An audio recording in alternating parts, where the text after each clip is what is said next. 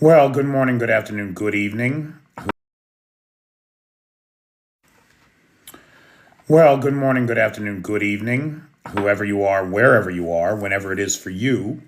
For me, it is just past midnight on Tuesday, the 11th of February, 2025, which makes this the news for February 10th, 2025, day 1083 of Vladimir Putin's war of aggression against the people of Ukraine.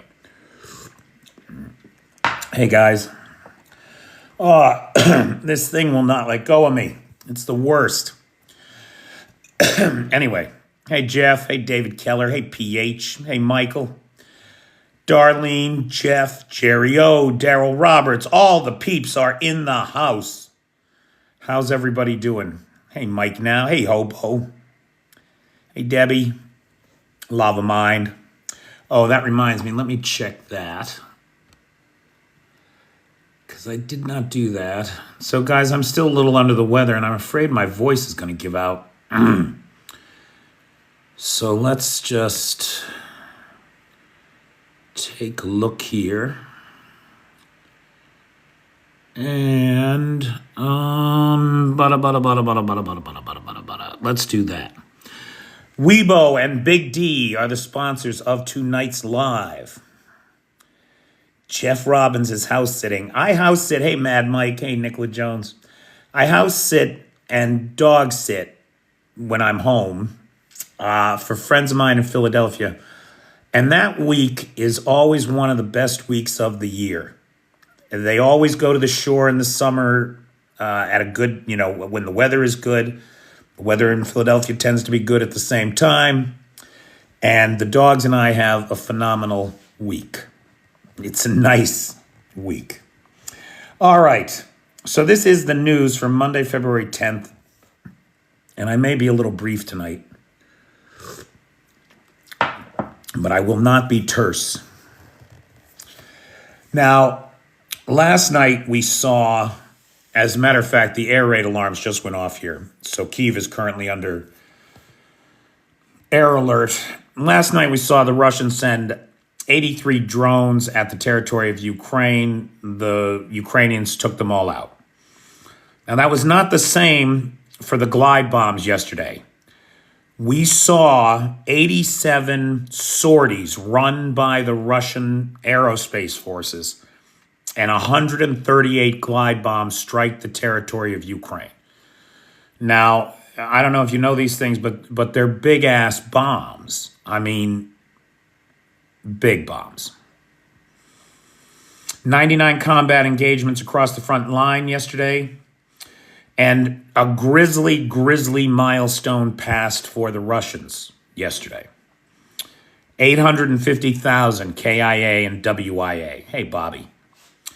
850,000 KIA, WIA is what the number stands at now. And they lost their 10,000th tank yesterday. The official count now is 10,001 Russian tanks destroyed, damaged beyond repair. That's, if I'm not mistaken, that's well over half of the Soviet stockpiles. And the half that's remaining, half of those will never move another inch except to be scrapped. Hey, Bip. Hey, F and hell. No, Evan Hell, they passed 850. The number is now 850, I think 456, something like that. So that with yesterday's casualties, which I think were 1,140, they surpassed the 850 mark yesterday. By May 9th, by Victory Day, we could well be looking at 1 million casualties. Now, Mike Berry, in all fairness, okay, I'll agree with that, yes. Now, Mike Berry, in all fairness to the Russians, it is important to recognize that they got Forbes to retract that story. According to Forbes, they don't have any proof that it actually happened. Now, whether it happened or not, I think it hardly matters. We were all so ready to believe it. I mean, David Axe is not a person who just believes things, you know? So, look at, do we know if it happened or not? There is no corroborating evidence. For those of you who saw that video, you may remember I was waiting for the NASA I was waiting for the NASA firm's data to see if we saw a fire on the ground, but it didn't confirm anything. Did not confirm anything. So we don't really know what happened with that. We don't really know what happened with that. Exactly. Exactly. That is the point of telling so many lies, so that nobody knows what's going on and they just give up. That's the story of the Russian people. And Donald Trump is using that same playbook to make it the story of America. And it's frankly quite disgusting. Among the challenges to our cognitive dissonance that this guy puts up every day, he did Putin 3 big favors this week, right? So on the one hand, he's talking about making a deal with Zelensky to give Zelensky all the weapons he needs for victory. Now, we don't know what those victorious weapons would be, but he is saying that he will give Zelensky everything in exchange for those rare earth minerals that China's got a monopoly on, right? We'll break our dependency on Chinese lithium and a Chinese neodymium and etc. And we'll get it from the Ukrainians. And in exchange, we'll give them weapons and funding. Now, if that's a deal that the Ukrainians want to strike, that's their business as far as I'm concerned. For my part, I don't like the whole extortion feel that it has. It's got a real, we're not here for the sake of democracy, but it's a Trumpian, dystopian, what have you done for me lately? Fucking foreign policy, which I do not like at all.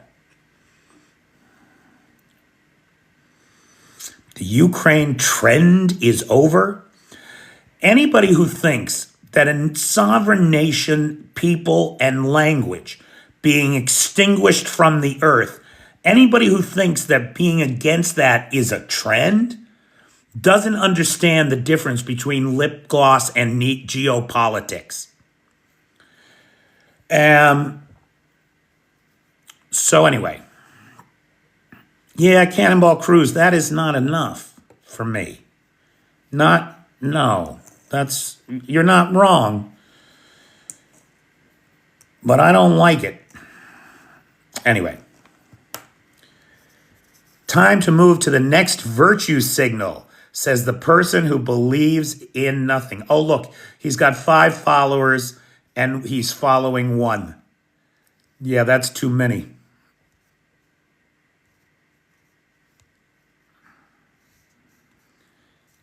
Okay, that should be enough of that. So Trump did Putin 3. So he's talking out both sides of his mouth, right? We're going to give the Ukrainians all the weapons they need, and we're going to get the rare earth minerals that we need. We're going to sanction Putin to force him to stop the war, and we're going to bring him to the negotiating table. Definitely. Then back at home, he's doing Putin big favors. He sanctioned the ICC, which has an arrest warrant out for Putin, and he disbanded the 2 organizations, the 2 DOJ probes, seeking to sanction Russian oligarchs and investigate their ties to bribery, malfeasance, money laundering, all the crimes that we expect the Russians to be knee-deep inside the United States. So he disbanded these 2 task forces and he sanctioned the ICC, which is gunning for Putin, and Maria Belova, whatever the fuck her name is. Okay. Now, As part of this disinformation overload that's coming from the White House, we see the elimination of USAID. And USAID has been cut off at the knees, right? Here in Ukraine, it has meant that cultural institutions like America House are shut down, and the high-quality English language programs that they brought to the Ukrainian people and the intersection points of politics and art and culture are all gone, stopped dead in their tracks. The water, the money for water for the victims of the Novokakhovka ecocide, that fresh water flow has stopped, as have the food programs that feed elderly Ukrainians on the front line. It's a nightmare. And when I try to talk to some of my right-leaning American friends, they just go off about how USAID is nothing but a waste of money. It's nothing but sending food over there to starving countries where people can't feed themselves, and we're not doing them any favors. You gotta teach a man to fish, not give a man a fish. Pull themselves up by their own bootstraps. Bullshit is what I hear back from these idiots. Why are USAID food programs so important? It's not just because they feed people who can't feed themselves, that we save from starvation hundreds of millions. That's not it, right? If we want to take the Trump transactional approach, how does it benefit me?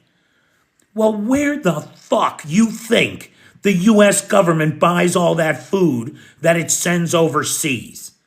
It buys it from American farmers. Buys it from American farmers. What does that do?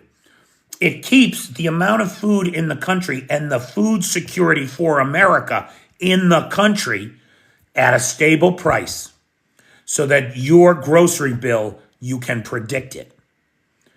Well, that all just went away. He literally pulled the rug out from under that. All of that support is gone to shit. And the effects on the American farmer are going to be devastating. Not to mention the billions in soybean contracts that the Chinese are not signing up for. They're going to wait, they're going to wait for Brazil to harvest their soybeans and buy Brazilian soybeans. All those soy contracts to China with the new Chinese tariffs he's imposed, it's my understanding that American farmers are losing tens of billions of dollars on this already, that the March contracts aren't being written. All of this adds up. I don't know anything about that. Is he going to stop making pennies? It is not all about market forces. It's about an idiot who wants to crash the economy. Exactly. He wants to crash the economy. There's no doubt about it. Because what happens then is you get a population that you get a permanent underclass to serve your royal ass and worship you as something between human and the divine. These lies we tell ourselves. Oh, Ethelred makes another excellent point with the current dynastic jerk-off. The migrant crisis. Now, when I say the migrant crisis, I don't mean it's because migrants are coming in. I mean the migrant crisis that we're throwing them out. And who's going to pick the oranges? Who's going to pick the lettuce? Who's going to clip those vines at the winery? You're not going to do it. 20 cents a vine to prune a vine in California. 20 cents a vine. You got to prune five grapevines before you make $1. Motherfucker. You ever prune a grapevine in the autumn? It's a lot of work. It's a lot of work. So this nightmare of disinformation and cognitive overload is not politics as usual. It's the act of trying to scramble our brains so that we cannot resist what is coming down the pike. It's a nightmare, and it's straight out of the Putin Soviet playbook, straight out of there.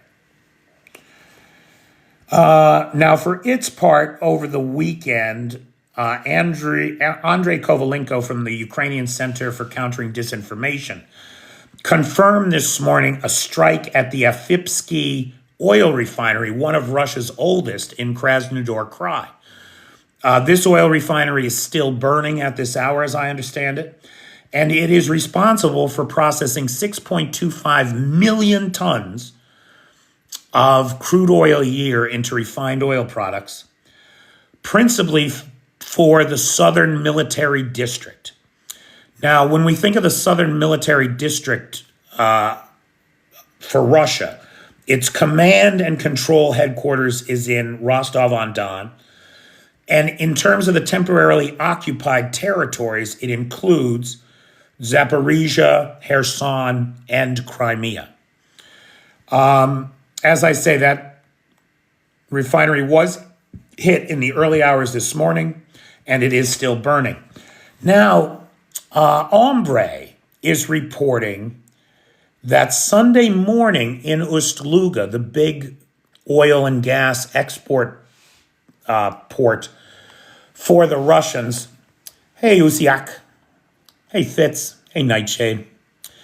So in Ust-Luga on Sunday morning, it's being reported that likely one of the Shadow Fleet tankers, but an oil tanker with about 130,000 tons of crude oil, right? What is that? That's like 1 million barrels. It's like 1 million barrels. Suffered 3 separate man-made blasts. They're calling them man-made blasts. Now, what's very interesting about this is the engine compartment was flooded, the ship was sunk, but the tanks that held the oil were not damaged. So there were 3 explosions.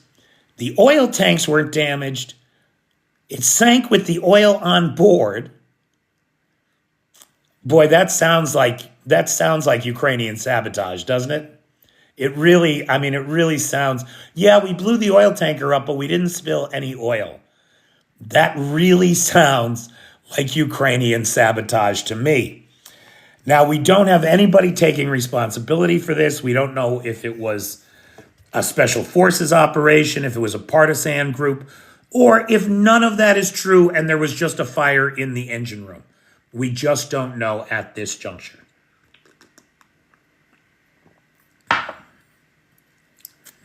Clove. I love that clove. Anyway, what else is going on? The front line really hasn't moved or changed anywhere at all. Small, tiny, fractional changes.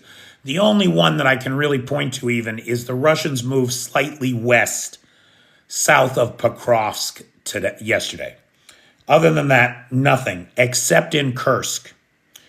Now, look, I got to tell you, there's a lot of fog of war around this Kursk incursion right now. We know that the Ukrainians made a large mechanized assault southeast of Sudza. We know that they split their forces and appear to have captured 4 villages. We believe that their target is Olnak. And we don't know what's going on up there. The Russians are claiming complete victory, that they have destroyed dozens of armored vehicles, that they've, taken out all the Ukrainians, yada, yada, yada. The Russian channels, and they have a lot of video too, by the way. Ukrainians, complete operational security, silence, complete operational silence.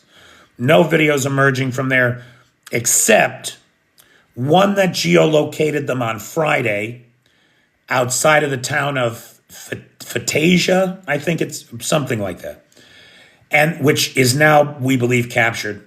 And then another one today, which can be geolocated and chronolocated to the forest around Olmok, which we believe is the target.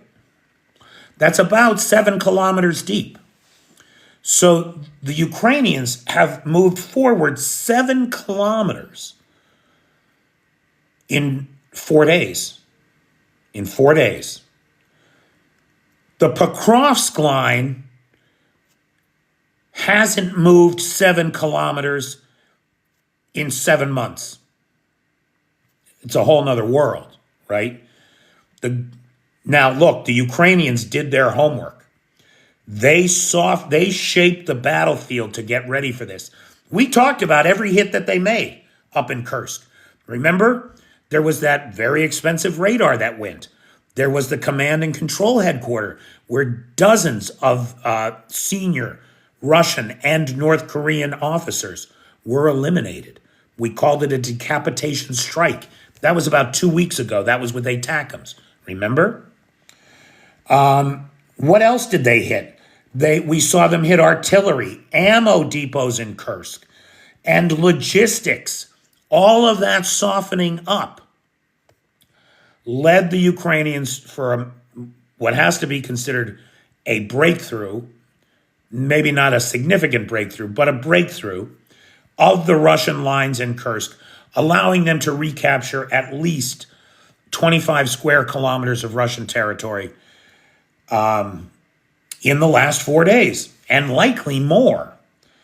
Now, again, fog of war. Both sides are claiming big victories.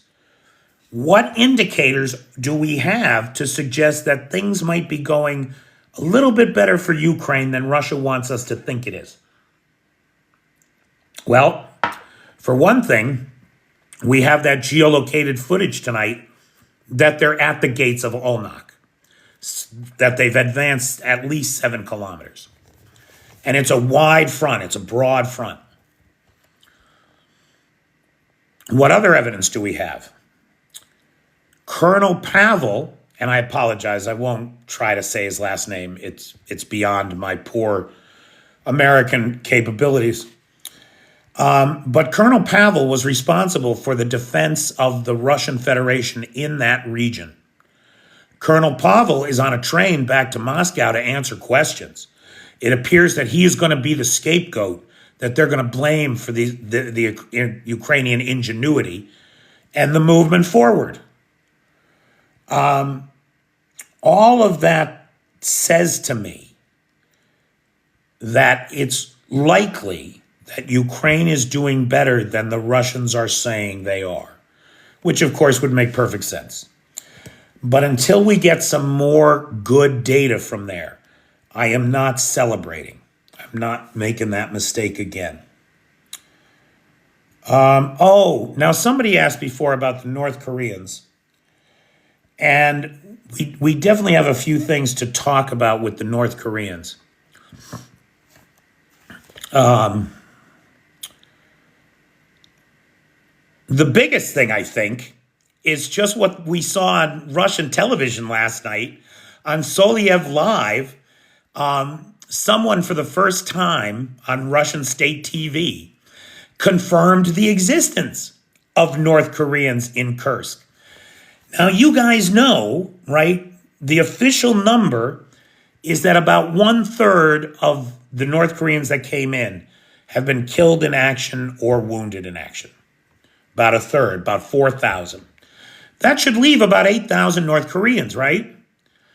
Well, I mean, I don't know what this guy was talking about, but last night on Russian state TV, this guy says, somebody asked him, well, when he confirmed the existence of North Korean troops on the territory of the Russians, when he confirmed that, somebody said, well, where are they now? And he said, well, we've run out of them. We're waiting for more. Like he said it like he was talking about toilet paper or napkins or tea bags. You know, we've run out of them. We're waiting for more. Now, does that mean that they've all been eliminated? It seems unlikely. 8,000 men moving around, you would think that some satellite would let us know that they were still there. But I do not know. I do not know. It was a very curious thing to hear last night on Russian state TV. Yes, it was. Now, the ISW says that Russia continues to leverage U.S. adversaries to offset its resource challenges, like North Korean, right? Like the North Korean soldiers. They're also leveraging North Korean workers in critical defense industry plants, which is a violation, actually, of UNSC 17, or I'm sorry, UN Security Council Resolution 2397. 2397, which Russia, as a permanent member of the Security Council, voted for. So Russia every day breaks the basic tenets of the UN Charter and UN policies that it itself helped to enact. North Korean dictator Kim Jong-un continues to loudly reiterate his support for Russia and the Ukraine war, while Russia continues aggressive recruitment among the Commonwealth of Independent States, which are comprised of 9 of the former Soviet bloc countries: Armenia, Azerbaijan, Belarus, Kazakhstan, Kyrgyzstan, Moldova, Tajikistan, and Uzbekistan. Now, additionally, the ISW is telling us that Germany failed to shoot down Russian reconnaissance drones near the German military sites, particularly those where Ukraine was training on Patriots. Russia is using, the ISW is arguing that Russia is using technology developed in the war against Ukraine now directly against NATO countries as part of its hybrid warfare. The ISW's key takeaways for today's military assessment included Ukrainian forces had advanced in Kursk and Volchansk, and Russians had advanced around Turets, Pokrovsk, and Velika Novosilka. Now, there may be quiet talk happening among European officials on means and methods for seizing Russian Shadow Fleet tankers in the Baltic. It looks like the JEF countries and the Scandinavian countries are really waking up to the fact that Russia is their enemy and is out to sabotage and hurt them. We don't yet have a working process for how these seizures will be handled, but I think we can expect one shortly after the Munich Security Conference coming up this week. There were a lot of very unhappy Russian drone operators this week. They were happy for about 30 seconds. They got their brand new VR goggles, and they put them on their head and strapped them on and turned them on, and that immediately ignited the 3 ounces of plastic explosive in the battery tray, unaliving everybody that tried their goggles on. Where these goggles came from, no one knows. Who packed the C4 in there or whatever plastic explosive it was, we don't know. We don't know. Now, the really big news for my money is that Urals crude, Russian oil, has dipped below $60 a barrel. Russian oil is below $60 a barrel.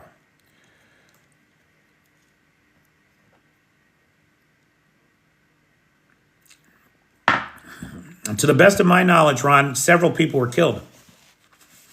Now, the problem was, I believe, the problem was they got delivered in boxes, right, with a bunch of them. And the problem with that is as soon as the first guy puts his on, you're done. Nobody's putting any more on. So they weren't as effective, and not like the pagers where they could all be blown up at once. No, this was not well thought out. This lacked a kind of critical understanding of what was going to happen when they opened the boxes. They would have been better off sending 2 or 3 at a time where only one was loaded, right? It's very reminiscent of that, Bip. It is. So I do think that an opportunity might have been missed there to scale that up. From scaling it up was the wrong idea in a location at a time. First guy opens the first box, boom, you're done. Nobody's putting anything else on. Anyway, I'm not trying to second guess the brilliant partisans or Ukrainian intelligence officials that put that together. It's a good tactic. Okay. So oil is at less than $60 a barrel. I think we understand the implications of that. If we don't, I'll take the questions in the chat. And I want to thank again the sponsors of tonight's Live, Weibo and Big D. I want to thank the moderators. I want to thank Lars, who has the Discord server, and Nightshade, who has the Peter's Peeps group. Hey, Dan Ballard. How you doing, pal?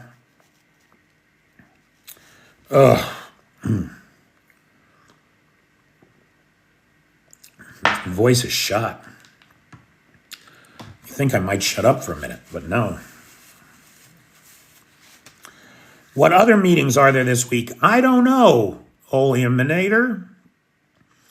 The only big one that I know about is the Munich Security Conference, where General Kellogg was supposed to present the Ukrainian peace plan, but now he's not, of course. But he is going to go directly to Kyiv, we think, after Munich to meet with Zelensky, which may mean that Zelensky's not going to be at Munich. Don't know. If you know of another meeting, mention it, and maybe I do know something about it. I just can't think of it. I was reading today in a newspaper that the people in Russia who get rich after the collapse of the USSR are the people who are currently in charge. Yeah. Yes, they are. Flip. Is Vance meeting Zelensky? Puh. Well, I mean, Vance is the one that's going to Munich, right? Not Trump. And Zelensky may not be going to Munich. So, I don't know, Bobby. I don't know. I can't imagine that Zelensky wouldn't meet with him if a meeting was on offer.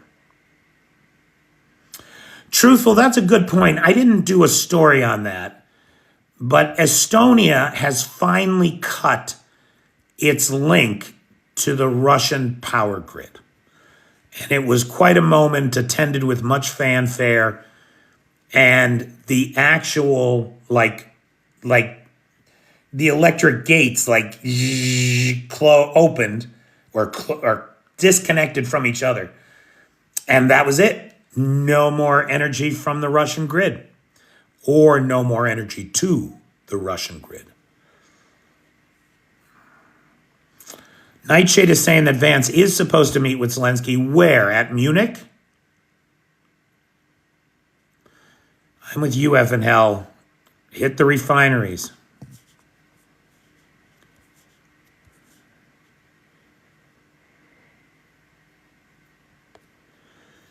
No NATO and withdrawing troops is a non-starter, right? I would think so, Roy.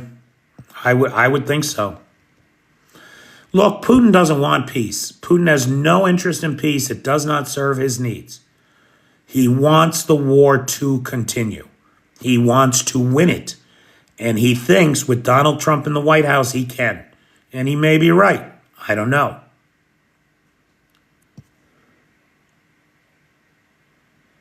Yeah, nobody should trust J.D. Vance or Donald Trump. Hey, Renee Herman.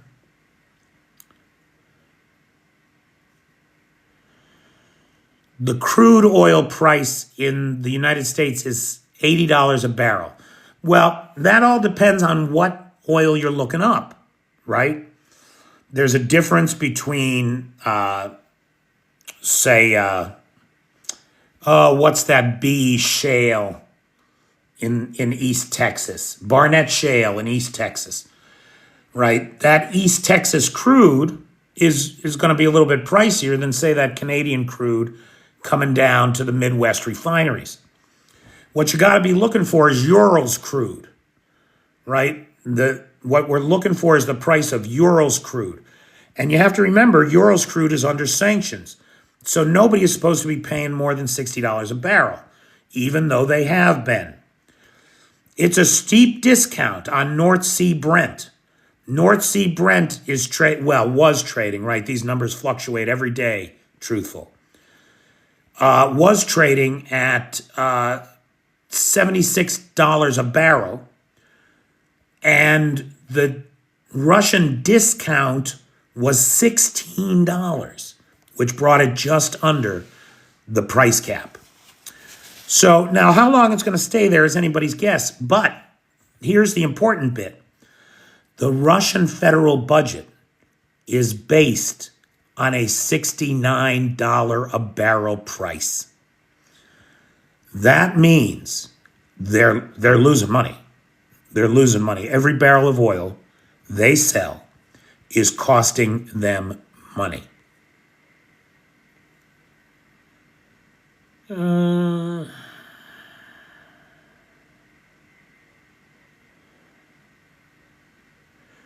Joey reporting there's a large buildup of Russian troops near Chasiv Yar planning a big push.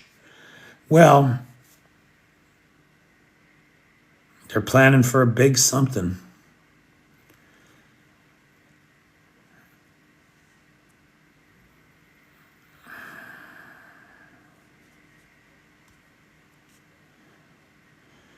Oh, Zelensky definitely wants peace. The Ukrainians didn't ask for this war. This is a war of aggression that has resulted in millions of Ukrainians being displaced. Likely hundreds of thousands of them dead. Millions of them scarred in the occupation territories by the torture inflicted on them by the Russian occupiers.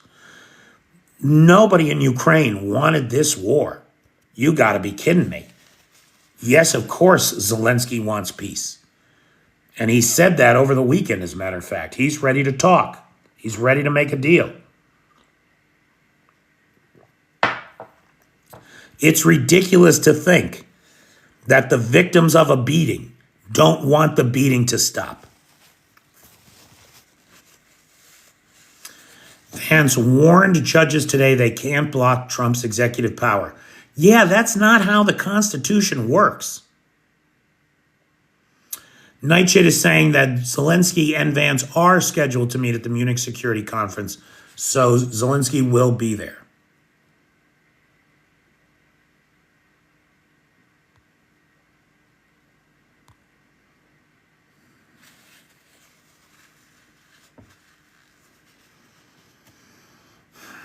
I mean, I cannot imagine that the United States, the servicemen and women of the United States Armed Forces, would accept an illegal order from Donald Trump to invade Canada.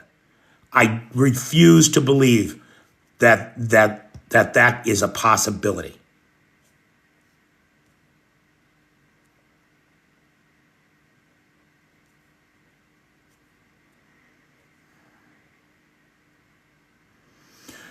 Yeah, no, there is a price that is too high for peace. Yes, there most certainly is. You do not accept slavery so that they stop shooting at you. You are better off to fight them with bows and arrows and slingshots than to submit.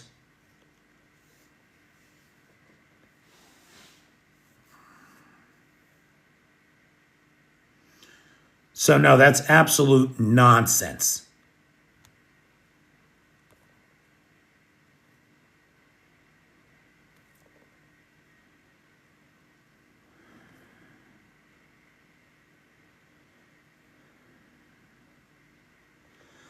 I have been in Ukraine for almost 2 years now. I tell the whole story. If you look at the pinned videos, there's like a Who Am I video or something. I tell the whole story there. But the short answer is I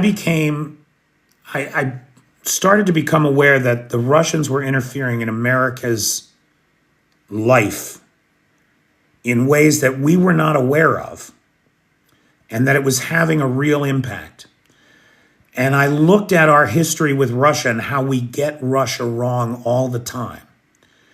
And when the full-scale invasion happened, I determined to come here in an effort to try to be useful to the Ukrainians if I could be, and more importantly, to learn from them about this enemy of ours, Russia, so that maybe I could help my own country.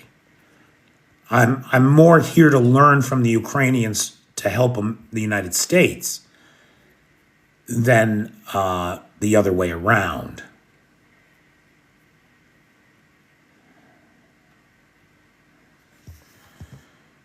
Oh, I don't think I like you.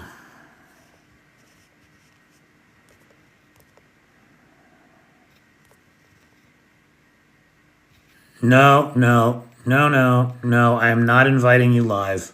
No, no, no. That is not what I want to do here. No, no, no, no. Stop it. Disconnect. Ugh. How did that happen again? Because that's you again, isn't it?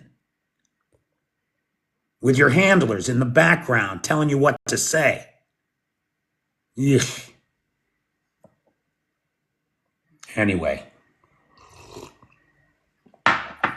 He's not a religious nut. I mean, I don't know, maybe he is. But what he is a tool of our enemies. You could hear the handlers in the background giving him his lines. I mean, please. All right. Look at, guys, my voice is really shot. I'm sorry to cut it short. But I do think I need to cut it short. Guys, the PayPal is in the description if anybody wants to. Oh, Jesus Christ. Yeah, that's what you are. You know what? Buy a fucking atlas and throw away your Bible. It's not doing you any good. Guys, I have no live sponsors for the month of February. If anybody wants to sponsor live, the PayPal is in the description. I could really use the help.